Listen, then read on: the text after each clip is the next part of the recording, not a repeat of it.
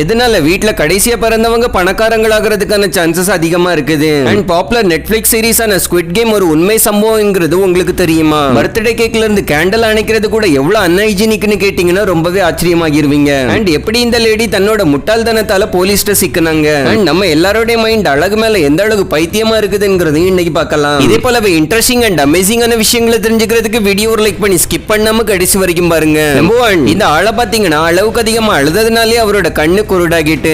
ஆக்சுவலா இந்த ஆள் இந்த உலகத்துல எல்லாத்தோட கண்டினியூஸா ரொம்ப நேரம் அழுறதுக்கான ஒரு வேர்ல்ட் ரெக்கார்ட பண்றதுக்கு இருந்தாரு. கண்டினியூஸா அழுறதுக்காக பல முறைகள் எல்லாம் கையாண்டு கண்ணுல நிறையவே பிரஷரை கொடுத்துட்டாரு. இதனால அவரோட கண்ணு பெர்மனண்டா பிளைண்ட் ஆகாம டெம்பரரிக்கு பிளைண்ட் ஆகிட்டு. லிட்டரலி ஒரு சில நாட்களுக்கு அவரால் அவரோட கண்களே திறக்க முடியாம போயிடுச்சு. ஆனா ஒரு சில நாட்கள்லயே அவரோட ஐசைட் மறுபடியும் திரும்ப வந்துடுச்சான். சோ நீங்களும் ஒருவேளை கொஞ்சம் இமோஷனல் டைப்பா இருந்துன்னா அளவுக்கு அதிகமாலாம் எழுதுறாதீங்க, இல்லனா இந்த மாதிரி உங்களோட நடக்கிறதுக்கு வாய்ப்பு இருக்குது. நம்பர் 2, ஒருவேளை நீங்க உங்களோட வீட்ல எல்லாத்தோட யங்கான பர்சனா இருக்கிறீங்கன்னா நீங்க ரிச் ஆகுறதுக்கான சான்சஸ் அதிகமாவே இருக்குது. அதாவது ஒரு சர்வே படி என்ன கண்டுபிடிச்சிருக்காங்கன்னா யங்கர் சிஸ்டர் இல்ல யங்கர் பிரதரா இருக்கிறவங்க எல்டர் சிஸ்டர் இல்ல எல்டர் பிரதரை விடவும் அதிகமாவே பணக்காரங்களா இருக்கிறாங்களாம். அண்ட் நிறைய பணக்காரங்களோட லிஸ்ட்ல பார்க்கும்போது அவங்க மோஸ்ட்லி யங்கர் சிப்ளிங்கா தான் இருந்திருக்காங்க. அதுக்கான காரணம் என்னன்னு பாத்தீங்கன்னா எல்டர் சிப்ளிங்க்கு ரொம்ப சீக்கிரமாவே ரெஸ்பான்சிபிலிட்டிஸை எடுக்க வேண்டியது இருக்கும். அண்ட் ஃபேமிலியோட ஃபினான்ஷியல் ஸ்ட்ரகிளையும் மோஸ்ட்லி எல்டர் சிப்ளிங்கே சால்வ் பண்ணிடுவாங்க. இந்த விஷயம் தான் யங்கர் சிப்ளிங்க்கு ரொம்பவே சப்போர்ட்டிவா இருக்கும். சோ ஒரு சப்போர்ட்டிவான அண்ணே இல்ல அக்கா இருக்கிறது கூட வரந்தான். ஒருவேளை உங்களுக்கும் ஒரு சப்போர்ட்டிவான அண்ணே இல்ல அக்கா இருக்கிறாங்கன்னா கீழே கமெண்ட்ல சொல்லுங்க.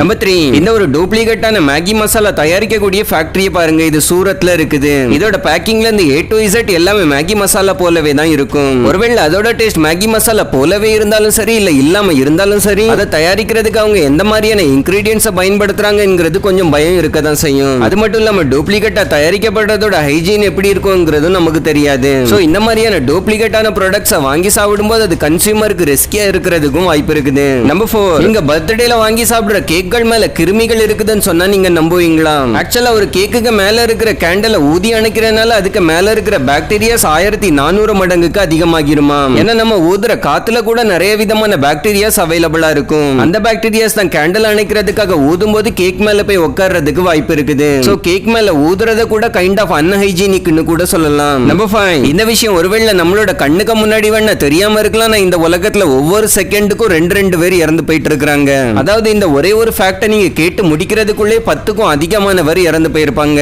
சோ ஒவ்வொரு செகண்டும் யாருக்கும் வேல்யூபிளா இருக்கிற ஒரு பர்சன் இந்த உலகத்தை விட்டு பிரிஞ்சு போய்கிட்டு இருக்காங்க. சோ உங்களோட ப்ரீஷியஸான லைஃபை பாதுகாப்பா பாத்துக்கோங்க. ஏன்னா உங்களை நம்பி உங்களுக்கு பின்னாடி நிறைய பேர் இருக்காங்க. நம்பர் 6, ஒரு முறை இந்த ஒரு சாண்ட் கிளாக்க பாருங்க. இதோட டிசைன் உண்மையாகவே ரொம்பவே யூனிக்கா இருக்குதுன்னு தான் சொல்லியாகணும். இந்த சாண்ட் கிளாக்ல நார்மலான சாண்ட் கிளாக் போலவே மேல இருந்து மண்ணு கீழே தான் விழும். ஆனா இதுல இருக்கிற அமேசிங்கான விஷயம்னா இதுல இருக்கிற மேக்னெட்டோட உதவியால அந்த மண்ணு நடுல நின்னு வரும். அந்த நடுல நின்னு வர்றதுதான் ஒவ்வொரு செகண்ட்ஸ் டைமும் உங்களுக்கு காட்டிக்கிட்டு இருக்கும். இந்த சாண்ட் கிளாக்ல மேபி நம்மளால ஒரு நிமிஷத்தை தான் பார்க்க முடியுமா இருக்கும். அதாவது ஒவ்வொரு நிமிஷத்துக்கு ஒருக்க அதை இந்த மாதிரி மாத்தி வச்சாகணும். சோ கண்டிப்பா இதை வச்சு டைம் எல்லாம் பார்க்க முடியாது. ஆனா எங்கேயாவது ஒரு நிமிஷத்துக்குள்ள கவுண்ட் டவுன் பண்ணா இதை பயன்படுத்தலாம். இருந்தாலும் இதோட இந்த யூனிக்கான டிசைனை மாஸ்டர் பீஸ் தான் சொல்லியாகணும். நம்பர் 7, இந்த லேடியை பாத்தீங்கன்னா ஒரு வாண்டடான லேடியா இருக்கிறாங்க. அண்ட் இவங்க தன்னோட முட்டாள்தனத்தாலே மாட்டிக்கிட்டாங்க. ஆக்சுவலா அந்த லேடியை எவ்வளவோ தேடி அவங்க ஈஸியில எல்லாம் சிக்கிறவங்க இல்லவே இல்ல. தலைமறைவா இருந்துட்டு சும்மா இல்லாம எவ்வளவு தைரியம் இருந்தா போலீஸோட Facebook பேஜ்லயே கமெண்ட் பண்ணிருக்காங்க. அதுவும் எப்படியே நம்மள கண்டுபிடிச்சுக்கிட மாட்டாங்கங்கிற கான்பிடன்ஸ்ல தான் பண்ணிருப்பாங்க போல.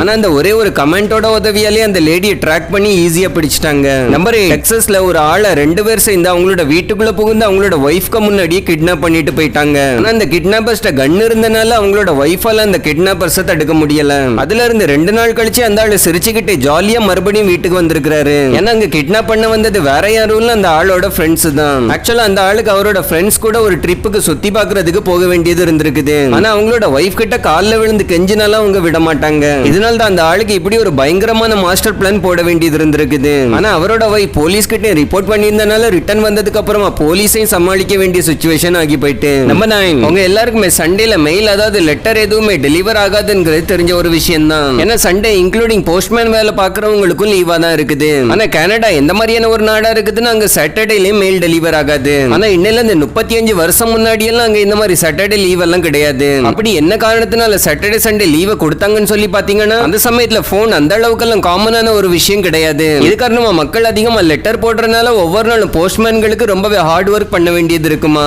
இவ்வளவு கஷ்டப்பட்டு போஸ்ட்மேன்கள் லெட்டர் டெலிவர் பண்றாங்கன்னு சொல்லி தான் அங்க சாட்டர்டே அண்ட் சண்டே லீவ் கொண்டு வந்தாங்க. இந்த மாதிரி 25 வருஷம் முன்னாடி கொண்டு வந்த அந்த விஷயம் இன்னைக்கு வரைக்கும் ஃபாலோ பண்ணப்பட்டதான் வருது. நம்பர் 10, நம்ம எல்லாருமே என்னதான் அழகு முக்கியம் இல்ல மனசுதான் முக்கியம்னு சொன்னாலும் நம்மளோட மைண்ட் எல்லாத்த விட அதிகமா அழகு மேலதான் அப்சஸா இருக்குது. ஏன்னா நம்ம மூளையால ஏதாவது ஒரு பொருளோட அழகையோ இல்ல ஏதாவது ஒரு பர்சனோட அழகையோ ஒரு செகண்ட விட குறைவான டைம்ல டிடெக்ட் பண்ணிரும். இத கேக்குறதுக்கு உங்களுக்கு ஆச்சரியமா இருக்கும். இந்த டைம் நம்ம பிரெயின் டேஞ்சரை டிடெக்ட் பண்றதை விடவும் ஃபாஸ்டா இருக்குது. அதாவது நம்ம ஏதாவது ஒரு டேஞ்சரான சிச்சுவேஷன்ல இருந்தோம்னா அந்த டேஞ்சரை டிடெக்ட் பண்றதுக்கு நம்ம மூளை கொஞ்சம் அதிகமான டைம் எடுத்துக்கும். ஆனா அதை விட குறைவான டைம்லயே ஒருத்தங்களோட அழகே இல்ல ஒரு பொருளோட அழகே டிடெக்ட் பண்ணிருமா. இதுல இருந்தே நம்ம நேச்சுரலாவே பியூட்டியை கொண்டு எந்த அளவுக்கு அப்சஸா இருக்குங்கிறத புரிஞ்சுக்கலாம். நம்பர் 11, நம்ம போடுற ஷூக்களோட ஷூலேஸ கட்டுறது கூட வித்தியாசமான முறைகள் இருக்கதான் செய்யுது. அதாவது கேன்வாஸ் ஷூவா இருந்ததுன்னா இந்த மாதிரியான மாடல்ல கட்டணும். அண்ட் மோஸ்ட்லி அதிகமானவர் லைக் பண்ற ஸ்னீக்கர்ஸ் இந்த மாதிரி கட்டினீங்கன்னா அது இன்னும் அதிகமா நல்லா இருக்கும். அடுத்ததா ஈஸி ஷூஸ், இதோட லேஸை இந்த மாதிரி போடணும். அடுத்ததா உங்களோட ஸ்னீக்கர் ஒருவேளை ஒயிட் கலரா இருந்ததுன்னா அதோட லேஸை இந்த மாதிரி கட்டி பாருங்க, உங்களோட ஷூ இன்னும் ஹைலைட்டடா தெரியும். அண்ட் இந்த மாதிரியான பெரிய ஷூஸையும் இந்த மாதிரியான மாடல்ல அதோட லேஸை கட்டலாம். அதுக்காக ஷூ லேஸை கட்டுறதுக்கான இது மட்டும் தான் சரியான முறைன்னு எல்லாம் சொல்ல முடியாது. இது எல்லாமே உங்களோட ஷூஸை இன்னும் அழகா காட்டுறதுக்கான டிஃபரெண்ட் வேரியேஷன்ஸ் தான். நம்பர் 12, ஒரு சிலவங்க 5G நெட்வொர்க்கால தான் ஹார்ட் அட்டாக் வருதுன்னு சொல்லி நினைச்சிட்டு இருந்திருக்காங்க.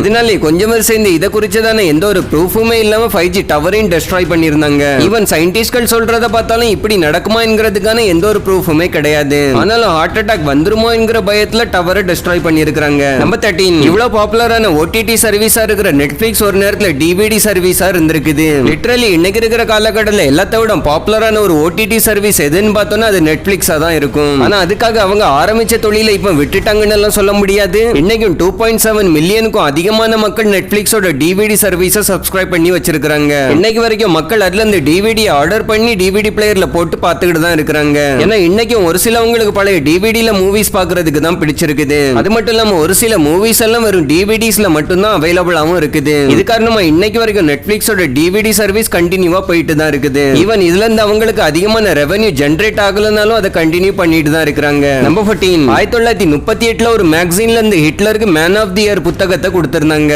அதாவது லிட்டரலி இவ்வளவு பெரிய பட்டத்தை ஹிட்லருக்கு கொடுத்திருக்காங்க. ஆனா அவர் பண்ண விஷயம் எல்லாமே பெருசுதான்ங்கிறத நம்ம ஒத்துக்க வேண்டியதுதான். ஆனா அந்த விஷயங்கள் எல்லாமே மேன் ஆஃப் தி இயர் கொடுக்கிற அளவுக்கு நல்லதுன்னு எல்லாம் சொல்ல முடியாது.